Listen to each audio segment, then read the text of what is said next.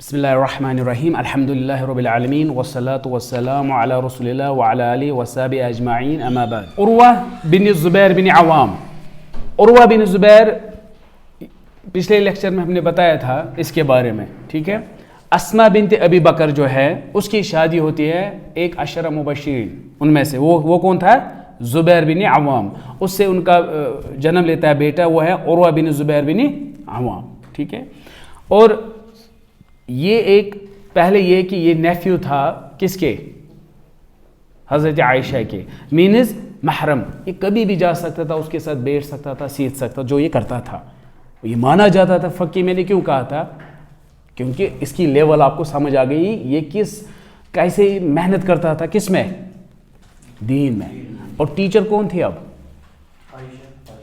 کیونکہ اس کا بھانجا تھا، نیفیو تھا، اور تیسرا محرم، آرام سے وہ کچھ سیکھ سکتا تھا۔ تو اتنا اس لیے مجھے یہ پہلے کہنا پڑا، یہ فقہ میں سے تھا، اور رشتہ داری کیا تھی اس کو عائشہ تھی، اس وجہ سے بہت ساری انفارمیشن ہمیں ملتی ہے سیرت کے ریلیٹڈ۔ اس کے بعد اور اس کی ڈیتھ ہوتی ہے 94 ہجری میں، اور انہوں نے بہت ساری چیزیں لکھی تھی سیرت کے بارے میں، پھر وہ ان کو پھر ڈسٹروائے کرتا ہے، تباہ کرتا تھا، اس وجہ سے کہ اس کو لگا اس کی سیرت کی زیادہ امپورٹنس ہوئی تھی، اس کو لگا اس سے قرآن یا دوسرے کی امپورٹنس کم ہوگی، لوگ یہ زیادہ سیکھیں گے، کیونکہ سٹوری سب کو اچھی لگتی ہیں، اسپیشلی جب پرسوں کچھ ہوا تھا رسول اللہ کے بارے میں یہ تھا، تو اس کو لگا لوگ زیادہ یہ کر رہے تھے، اس نے ڈسٹروائے کیا۔ اس کے بعد پھر یہ پچھتانے لگا کہ مجھے ختم نہیں، برباد نہیں کرنا تھا اس کو۔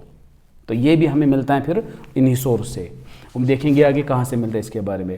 اس کے بعد نیکسٹ ہیں جو ایکسپرٹ تھے، قاسم بن محمد بن ابی بکر۔ اس کے بارے میں نے کیا کہا تھا؟ یہ بھی ابی بکر کے خاندان سے ہے۔ ابی بکر کا بیٹا وہ تھا قاسم، قاسم کا بیٹا محمد۔ پچھلے لیکچر میں اس کے بارے میں ہم نے کہا تھا۔ اس کی بھی نالج فقہ میں، حدیث میں بہت ہی، اور سیرہ میں بھی۔ اور امام مالک کہتے ہیں کہ عمر بن عبد العزیز جو تھے، جب یہ اس زمانے تھے، وہ اس کو کہتے تھے کہ علی اور حسن کے بعد اگر کوئی خلیفہ ہونا چاہیے، یہ ہونا چاہیے، اگر میرا بس چلے اس کو بناتے، جو اس کی رینک تھی اس وقت۔ تو انہوں نے بھی کتابیں لکھی، اور ان کی وفات ہوتی ہیں 106 ہجری میں۔ اس کے بعد ہے سعید بن مسیب، جو سیرہ، اگین سیرہ ایکسپرٹ، اور سعید بن مسیب ابو ہریرہ کی بیٹی سے شادی کرتے ہیں تاکہ ابو ہریرہ کی کلوز رہے اور علم حاصل کرے۔ اور یہ بھی سیرہ میں، اور یہ ساری ڈیٹیل ہمیں جب ہم آگے کتابیں دیکھیں گے یہ ان میں آگے، یہ کتابیں اگر ان نے لکھی تھی یا سکھاتے تھے، زیادہ تر یہ اورل ہوتا تھا، مطلب آپ کے پاس آئے سیکھنے کے لیے، وہ سکھاتے تھے، وہ یاد رکھتے تھے، اپنی جگہ پین ڈاؤن کرتے تھے، لکھتے تھے۔ پھر آہستہ آہستہ جب بڑی کتاب آتی ہیں تو وہ ساری کتابوں کو اپنے اندر ڈالتی ہیں، بس یہی ہوا بھی۔ پھر نیکسٹ کون آیا؟ ابان بن عثمان بن عفان۔ اس کے بارے میں نے ابھی نہیں کہا، بٹ عثمان کا بیٹا، تو آگے انشاءاللہ اس کے بارے میں بھی پتہ چلے گا۔ اور یہ بھی محدث، فقہ، مفسر اور ہسٹورین بھی تھا۔ اس کی وفات ہوتی ہے 105 ہجری۔ اس کے بعد یہ وہ نام تھے جن کو ہم جانتے ہیں تابعین، اور یہ اس میں ایکسپرٹ تھے۔ اور اگر آپ دیکھو گے جو لیٹر کتابیں ہم پڑھیں گے، ابن ہشام یا طبری، ان میں یہ ساری ملے گی، ہاں یہ اس نے روایت کی، یہ اس نے کہا، وہیں سے پتہ چلتا تھا یہ پڑھاتے تھے سیرہ، سکھاتے تھے سیرہ۔ اب وہ کتاب کہاں گئی؟ کیونکہ وہ بڑی کتاب نے اپنے اندر لے لی اس کو۔ اس کے بعد ہو رکھے وہ ہیں ابن شہاب الزہری، سب جانتے ہیں اس کو، جس کی وفات 124 ہجری میں ہوئی ہے۔ ہم سب اس کو جانتے ہیں کہ اب آہستہ آہستہ دیکھو یہ کہاں تک پہنچا۔ اس کے بعد سب جانتے ہیں اس کو، نیکسٹ وہ ہے محمد بن ابن اسحاق۔ بڑا نام ضرورت نہیں ہے، سمپل ابن اسحاق سب جانتے ہیں۔ دیکھو ابن اسحاق اصل میں نمبر 1 مانا جاتا ہے اس میں، اور ہمیں یہ بھی پتہ چلتا ہے کہ اس کی وہ اتنے ایکسپرٹ تھے، اس کے مدینہ میں رہتے تھے، اتنے ایکسپرٹ تھے، کچھ جگہ درج ہیں کہ اس وقت کی کتابیں جو تھی بہت بڑی ہوتی تھی، 10-15 والیوم تک یہ کہتے ہیں۔ جیسے کہ فار ایگزامپل طبری کی کتنے والیوم آج ہیں، تو اس زمانے میں کتنے والیومز ہوں گے، اندازہ کر لو۔ آج तबरी कितनी है, तो ये भी वैसे ही था। इतनी किताब बड़ी थी, उन्होंने हर एक चीज़ इसमें लिखा था। उन्होंने दूसरे प्रॉफिट्स के बारे में भी फिर कंटिन्यू किया था ये मगर जब ये ज़्यादातर ऑरली सिखाते थे, ज़बानी अपने दर्स देते थे, फिर उनके स्टूडेंट्स याद रखते थे या कुछ थोड़ा लिखते थे।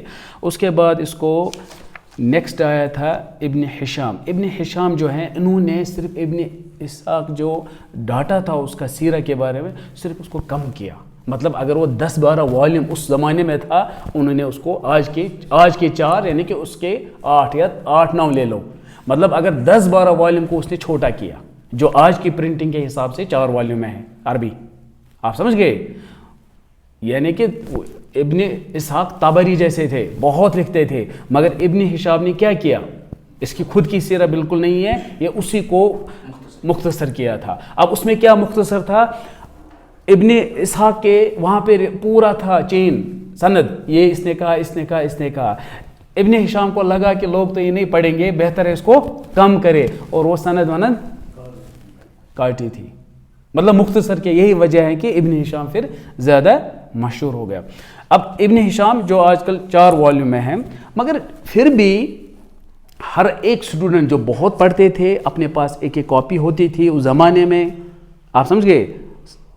ताबेन तबा ताबेन उस ज़माने में होती थी। वो कहाँ गई उस वक्त? फिर आहिस्ता आहिस्ता आपको पता है कि कॉलोनाइजेशन हुआ, दूसरे कंट्रीज़ कब्ज़ा कैसे हुआ। फिर मैक्सिमम जो है आज भी इस्लामिक लिटरेचर वो नंबर 1 जो उस ज़माने का है या उसके करीब ज़माने का है, वो जर्मनी यूरोप में पाया जाता है म्यूज़ियम में।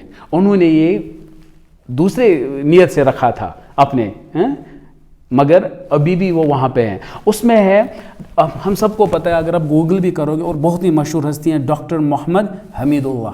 कितने जानते हैं? बहुत मशहूर है, जो 22 लैंग्वेज जानता था। 82 की एज में थाई लैंग्वेज सीख रहा था, 84 की उम्र में, और एक लैंग्वेज। और इसकी सीरत की कम से कम 4-5 किताबें अलग अलग टाइटल पे, जंगों पे अलग है ये सब। इन्होंने क्या किया, लैंग्वेज एक्सपर्ट थे, इन्होंने यूरोप में काफ़ी टाइम गुजारा, वहाँ म्यूज़ियम में गए, उसको वहाँ से ये मिला कुछ जो इब्न इसहाक के थे। उसको कार्बन डेटिंग की जाती है, देखा जाता है टाइम, ये ऐसे नहीं। उन्होंने फिर उसी को पब्लिश की, फिर ट्रांसलेशन करके, और फिर देखते हैं इब्न हिशाम और इसहाक ये तो सेम है, सेम मिल रहा है।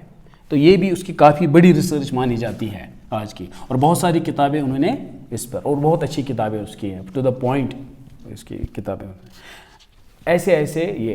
बट जो पिछला मैंने कहा, अगर किसी को याद रहता है ठीक है, ज़रूरत नहीं है, बट हम जानते हैं इब्न हिशाम को, क्योंकि हमारी पहली किताब जो मार्केट में होती हैं वो क्या होती है, इब्न इसहाक नाम बोलते हैं, बट हैं कौन, इब्न हिशाम।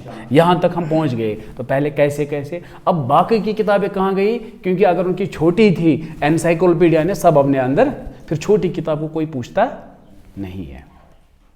इसके बाद और एक है जो फेमस हैं वाक़िदी के नाम से, इब्न वाक़िदी बहुत ही फेमस हैं। अबू अब्दुल्ला मोहम्मद बिन उमर बिन वाक़िदी, इसके दादा के नाम पे फेमस हुआ था इमाम वाक़िदी। इसका खुद का नाम ये नहीं है, मगर इसी के नाम से। वाक़िदी ने क्या किया, ये हारून रशीद के ज़माने में काजी था, जज था बहुत ही, और बहुत हिस्ट्री जानता था, इस्लाम के बारे में नॉलेज थी, और उस वक्त काजी भी था। उन्होंने क्या किया, चूँकि ये भी सीरा, इन्होंने भी सीरा पे लिखी थी किताबें, मगर वो बहुत फिर से मोटी थी, बड़ी लिखी थी। उसका सेक्रेटरी हुआ करता था, वो है इब्न साद। अब देखो, दोनों हम सब जानते हैं, सबको, वाक़िदी को भी जानते हैं, और इब्न साद किसका सेक्रेटरी था, इसी का, हैं। फिर चूँकि जब उसके साथ होता था, फिर उसने उससे मोटी किताब लिखी, उससे हमारे पास वाक़िदी भी है, और ये जो इब्न साद है, इन्होंने फिर, अच्छा, वाक़िदी का जो डेथ है 207 हिजरी में हुआ। अब इब्न साद ये खुद लिखते हैं जिसकी डेथ 230 हिजरी में हुआ, और इन्होंने जो किताब लिखी जो 8 जिल्द में है, पहले 2 जिल्द सिर्फ सीरा पे हैं, तीसरी और चौथी जो है उसमें फिर कंटिन्यू किया सहाबा की सीरा पे, फिर कंटिन्यू किया, तो पहले 2 जिल्द सीरत पे है। देखिए, ये था پرائمری سورس کیسے کیسے. اب فرق ہے, پہلے میں نے کہا قرآن حدیث یہ سارے پوئٹری کے بارے میں نے کہا.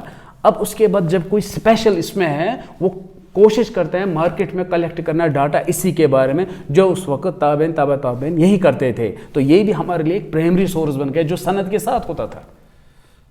ٹھیک ہے, یہ تھا کس بارے میں. اس کے بعد اور ایک ہے ابو جعفر الطبری جو تفسیر اور اس کی تاریخ طبری. تاریخ طبری میں آپ کو پتہ ہے اس نے سب کچھ ڈالا ہے اس میں. تو یہ بھی ایک سورس ہے ہمارے لیے کیا, سیرت کا. اور اس کے بعد اور ایک ہے جو طبری ہے 310 میں اس کی ڈیتھ ہوئی ہے. مطلب دیکھو کہاں تک پہنچ گئی کتابیں لکھتے لکھتے, ایسے سمجھا. اس کے بعد اور ایک ہے امام بیہقی جو تقریباً 458 ہجری میں ڈیتھ ہوتی ہے. دلائل نبوت ہیں یا بہت ساری کتابیں اس نے اسماء صفات پہ بھی کتاب لکھی ہے. تو دلائل نبوت. اب دیکھیے 458 یعنی کہ 10 جو آج کی ڈیٹ 10,000 کچھ ہے رفلی. تو پھر کیسے کیسی کتابیں سٹارٹ ہوئی تھی اس زمانے سے لے کر آج تک پہنچ گئی. اور آج تو اس سے بھی بیٹر کتابیں ہیں, اچھی کوالٹی پرنٹنگ کلرڈ پوری ریفرنس اس پر تحقیق ہوئی ہے ان پہ. ٹھیک ہے, تو اس کے بعد ضرورت نہیں ہے باقی لیٹر اسکالرس کی کیونکہ انہوں نے انہی سے نکالا. سپوز اگر ابھی میں پڑھ رہا ہوں یہ انہی کا ہے. اب یہ نہیں کہیں گے فلانی نے 10 والیوم کی وہ اس میں نہیں آئے گا. یہ پرائمری سورس ہے. پھر سیکنڈری سورس باقی نے انہی سے لکھا ہے. یہ ہے مین چین, یہ سورس کیسے کیسے ہم پہ. اب یہ جو سیرت کی کتاب بن گئی, اب دیکھیے اب سیرت کی کتاب بن گئی ہے. اب یہ اس پر اعتماد کون کرے گا, ہم مسلمان. کیونکہ جب بھی سیرت کی کتاب ہوگی, کیونکہ سورس کیا ہے, قرآن ہے, حدیث صحیح حدیث ہے, پوئٹری ہے یا باقی جو میچ برابر قرآن ہو اس کے ساتھ ہیں. اب اگر ہم یہ کتاب پڑھیں گے ہمیں رسول اللہ سے محبت ہوتی ہیں اور جیسے لگتا ہے کہ اس کے ساتھ ہم چل رہے ہیں.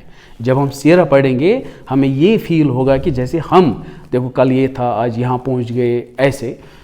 اب یہ تو ہم مسلمان ہیں اور تھوڑا سا ہوگا کیونکہ ہمارا رسول ہے, ایسی محبت تو ہوگی جب سیرت پڑھیں گے. یہ سمجھ رہے ہو. اب دیکھو مجھے کس ٹاپک کے ساتھ اس کو کنیکٹ کرنا ہے. مگر یہی سیرت جب دوسرے پڑھتے ہیں جو غیر مسلم ہیں وہ بھی اس کتاب کو مانتے ہیں. آپ سمجھ گئے نا. اس لیے بیسٹ جو اس کا جو اب دوسرا جو نیکسٹ ٹاپک ہے وہ ہے الحق ما شہدت بہ اعداء. حق وہ ہے, سچی بات وہ ہے, حق وہ ہے جس کا گواہی دشمن بھی دے, غیر بھی دے, دشمن بھی دے. اب دیکھیے یہ کیسے ہم نے اس کے ساتھ جوڑا. سیرت تو اب 2 قسم کی بن گئی. ایک تو لائیو سیرت جو محمد صلی اللہ علیہ وسلم کو دیکھتے تھے وہ ہے سیرت, اس کے اخلاق دیکھے وہ کیا ہے سیرت. اور ہمارے لیے سیرت کیا ہے, علم کتاب جو اس کی ہے. تو سیرت وہ بھی ہے, سیرت یہ بھی ہے. اب دیکھیں گے پہلا جو ہے شخص جو غیر مسلم اور محمد صلی اللہ علیہ وسلم کے بارے میں کیا بولتا ہے. صحیح بخاری کی حدیث ہے 2941. یہ اس لیے یہ پوائنٹ اس کے ساتھ جوڑا گیا ہے کہ کوئی جب دیکھو جب ہم پڑھیں گے کسی کی سیرت ہمیں ہمیشہ باعث ہوتے ہیں کہ ہاں کیونکہ یہ ہمارے فیملی کا ہے یہ ہے اس لیے ہم بھروسہ کریں گے. میں نے یہ سیرت اس لیے کہا سیرت تو ہے. اب دیکھیے یہ کیا کہتے ہیں جو ان کے دشمن ہیں, اسی لیے میں نے یہ کہا. اب دیکھیے ہم تو الحمدللہ وہ تو ہمارا نبی رسول ہے, ہمیں پھر کیا ہوگا جب ہم پڑھیں گے. وہ ہے صحیح بخاری کی حدیث ہے 2941. اس میں کیا ہوتا ہے کہ تقریباً صلح حدیبیہ ہوتا ہے جس میں ان میں صلح ہوتی ہیں کہ دونوں اپنا اپنا بزنس کریں گے اور کوئی کسی کے ساتھ مکہ والے مدینہ کے ساتھ کچھ نہیں کرے گا, مدینہ کے ساتھ مکہ. یہ میں نے صرف مختصر کہا, مطلب ایک ٹریٹی بن گئی تھی. ٹھیک ہے. اب اس وقت ابو سفیان جاتے ہیں بزنس ٹرپ کے لیے. کہاں؟ شام.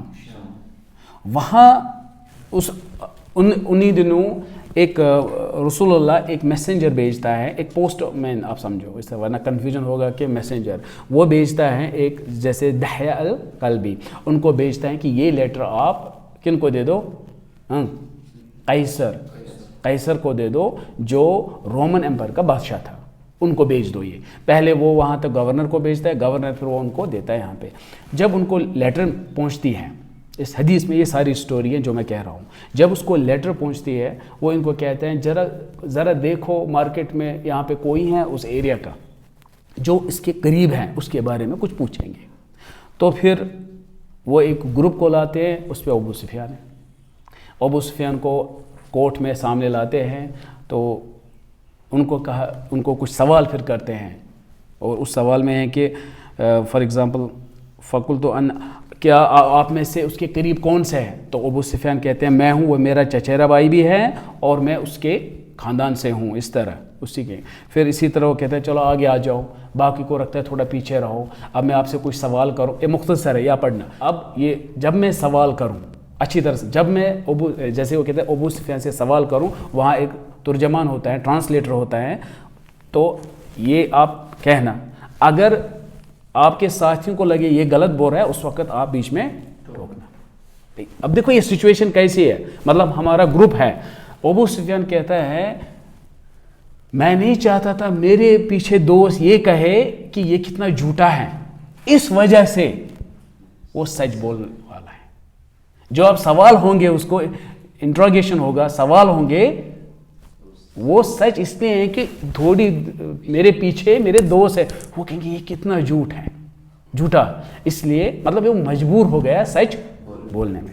پھر اس کو کچھ سوال کرتے ہیں جو سیرہ ریلیٹڈ ہیں. فار ایگزامپل ان کو یہ کہا جاتا ہے یہ کون سی فیملی سے ہیں, یہ فیملی جو ہے ان کا کیا رتبہ ہے اس کے. وہ کہتے ہیں یہ سب سے بیسٹ فیملی ہے, یہی ہے سیرہ, مطلب وہ سب سے بیسٹ فیملی مانے جاتے ہیں. کہا کیا اس سے پہلے کسی نے یہ نبوت کا یہ کیا اس خاندان میں, یا کسی نے؟ بولا بالکل نہیں.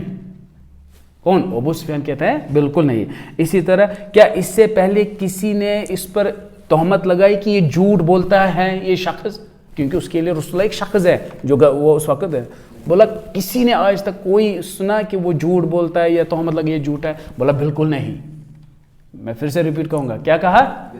بالکل نہیں. ابو سفیان وہ مجبور تھا سچ بولنے کے لیے.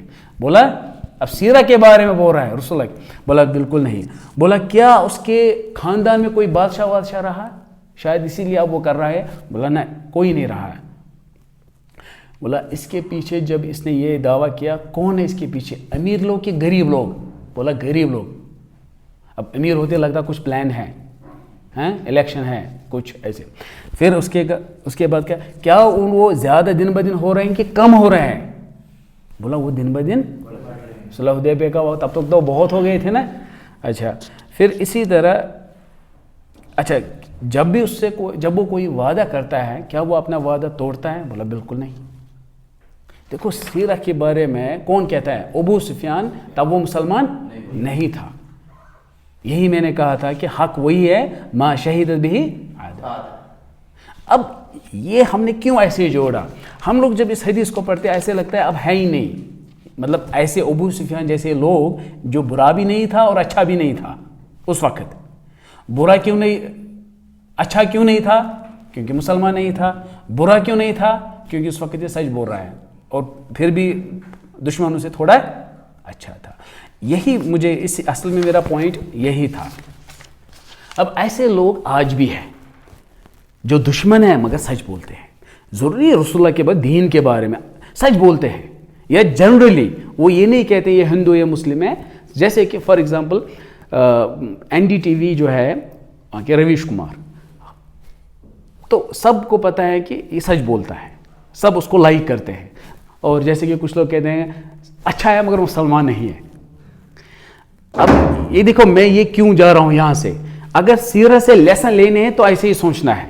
یعنی کہ اس زمانے میں ابو سفیان سپوز ایسے شخص تھے, اور آج مہاتما گاندھی کی اگر آپ کتاب پڑھو گے, وہ مجھے ڈیٹیل میں کہنا تھا بٹ وقت کم ہے اس لیے تھوڑا میں جلدی جا رہا ہوں. باقی آپ گوگل کرے دیکھنا انہوں نے محمد صلی اللہ علیہ وسلم کے بارے میں کتنا اچھا کہا. اس نے نہیں ایک سینٹنس میں کہا, یہ بھی وجہ کہا کیوں, یعنی کہ اس نے بایوگرافی پڑھی جس کی ہم ڈسکس کر رہے تھے. اسی طرح سروجنی نائیڈو جو گورنر بھی رہ چکی ہیں اس زمانے میں کیمبرج یونیورسٹی میں, اس نے محمد صلی اللہ علیہ وسلم کی سیرہ پڑھی اور اس کے بارے میں بہت اچھا لکھا.